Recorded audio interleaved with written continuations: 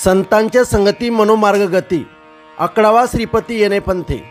रामकृष्ण वाचा भाव हा जीवाचा, आत्मा जो शिवाचा रामजप। एक तत्व नाम साधती साधन, द्वैत्वाचे बंधन न बाधिजे।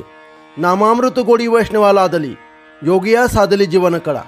सत्वर उच्चार प्रल्हाद बिंबला, उद्धव लादला कृष्णदाता।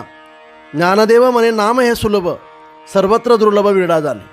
श्री संत ज्ञानेश्वर महाराज अभंगाच्या प्रथम चरणात सांगतात, संतांच्या संगती मनोमार्ग गती 11वा श्रीपती येणे पंथे।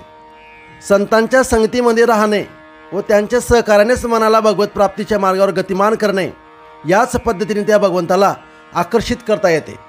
श्री ज्ञानेश्वर महाराज अभंगाच्या दुसऱ्या चरणात सांगतात, रामकृष्ण वाचा भाव हा जीवाचा, आत्मा जो शिवाचा रामजप।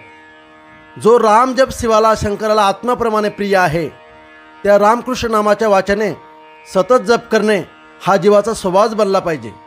श्री ज्ञानेश्वर महाराज अभंगाच्या तिसऱ्या चरणात सांगतात, एक तोत नाम साधती साधन, दैत्याचे बंधन न बाधिजे। भगवान नामच जीवाच्या कल्याणाचे खरे सारभूत साधन आहे। अशा एक तत्वाने एक निष्ठेने जे नामाची साधना करतात, म्हणजेच रात्रंदिवस नामजप करतात, त्यांना मी व माझे, तू व तुझे इत्यादी दैत्याचे बंधन बाधा करत नाही। श्री ज्ञानेश्वर महाराज अभंगाच्या चौथ्या चरणात सांगतात, नामामृत गोडी वैष्णवा लादली, योगिया साधली जीवन कळा। ज्या वैष्णवांना नामामृताची गोडी निर्माण झाली, त्या योगांना अष्टांग योगाने साधलेली 17वी जीवनकळा आत्मानंद ती भजनानेच प्राप्त झाली। श्री ज्ञानेश्वर महाराज अभंगाच्या 5व्या चरणात भक्त प्रल्हादाचे उदाहरण देऊन सांगतात की, सत्वर उच्चार प्रल्हादी बिंबला, उद्धव लादला कृष्णदाता। नारद महामुनींनी प्रल्हादाला नामाचा उपदेश केल्याबरोबर तो त्याच्या अंतकरणात ताबडतोब ठसला, बिंबला व त्याला भगवत दर्शनाचा आनंद मिळाला। तसेच नामस्मरणाने उद्धवाला श्रीकृष्णासारखा बोधदाता श्री गुरु मिळाला।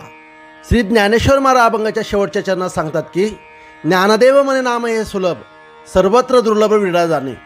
श्री ज्ञानेश्वर महाराज म्हणतात, आत्मानंद प्राप्तीचे सर्वात सोपे साधन नामस्मरणच आहे, पण त्याचे मर्म जाणणारा कोणीतरी विराळाच असतो।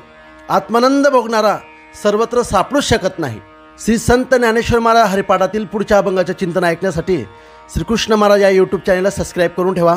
असेच पुढील अभंगाचे चिंतन तुम्हाला ऐकायला मिळतील। राम